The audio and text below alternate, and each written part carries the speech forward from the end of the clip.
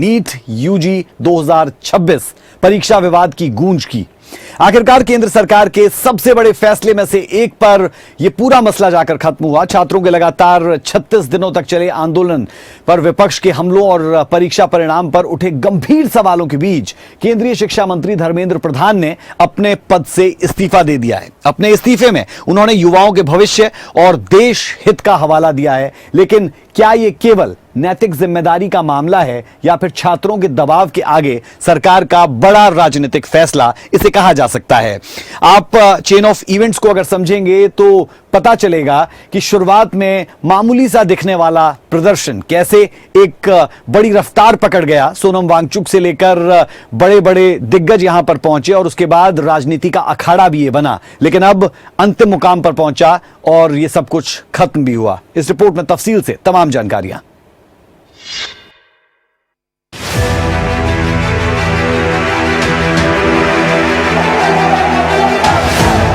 छात्रों के विरोध प्रदर्शन के बाद देश के शिक्षा मंत्री धर्मेंद्र प्रधान ने इस्तीफा दे दिया।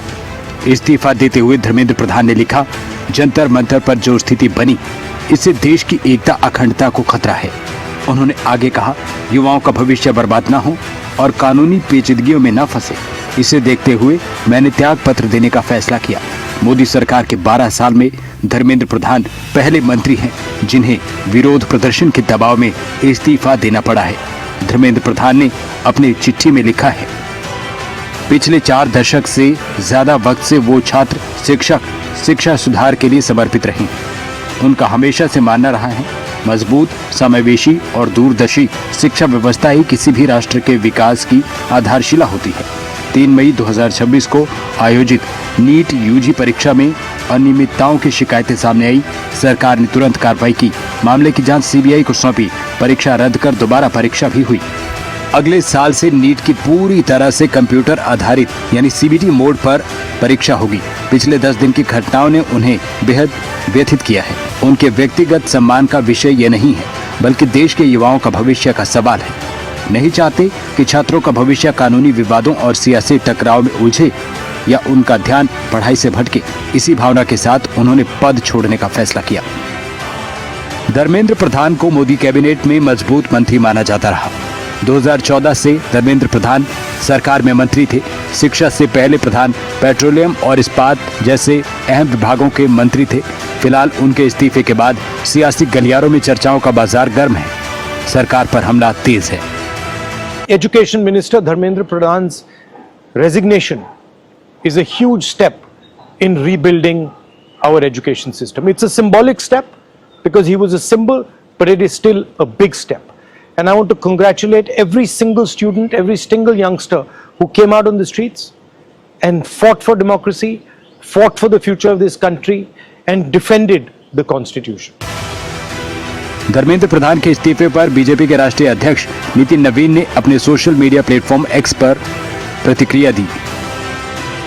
नितिन नवीन ने लिखा, केंद्रीय शिक्षा मंत्री के तौर पर धर्मेंद्र प्रधान जी ने भारत के शिक्षा क्षेत्र में सुधार लाने और ऐतिहासिक राष्ट्रीय शिक्षा नीति अन्य पहलों को सफलतापूर्वक लागू करने जैसी अहम भूमिका निभाई। व्यापक हितों को प्राथमिकता देते हुए उनका पद छोड़ने का फैसला सार्वजनिक जीवन में ईमानदारी और निस्वार्थ सेवा के उच्चतम मानदंडों को दर्शा रहा है। पार्टी इस फैसले में धर्मेंद्र प्रधान के साथ मजबूती से खड़ी है। मैं उनके भविष्य के प्रयासों के लिए उन्हें शुभकामनाएं देता हूं। केंद्रीय मंत्री मनोहर लाल ने बयान दिया, कहा, युवा देश में सबसे बड़ी पूंजी है और युवाओं के हित के लिए सरकार हर कदम उठाएगी। जो हमारे युवा हैं वो हमारे लिए एक बड़ी पूंजी है और उस बड़ी पूंजी में किसी प्रकार की कोई बातें अगर चल रही हैं और उसके समाधान करने के लिए चाहे देश के प्रधानमंत्री हैं, हमारे शिक्षा मंत्री हैं, चाहे जो भी हैं, उनको जो भी बलिदानी कुर्बानी देनी होगी देंगे।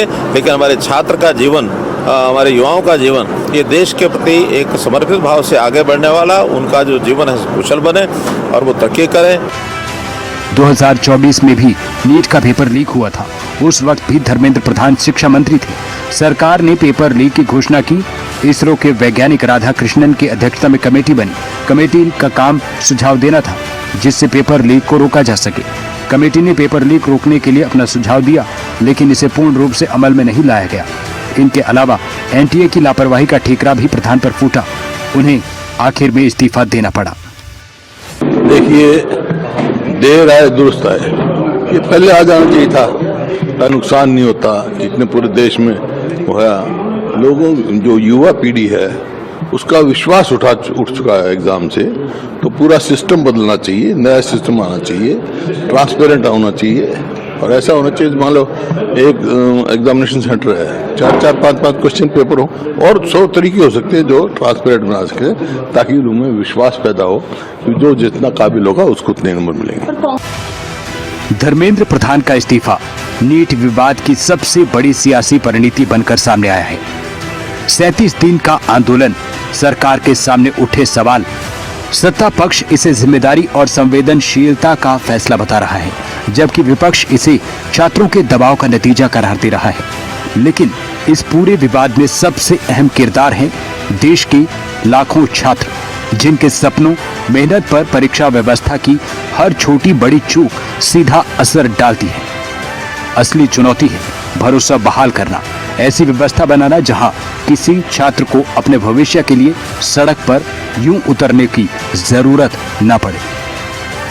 ब्यूरो रिपोर्ट, खबरें अभी तक।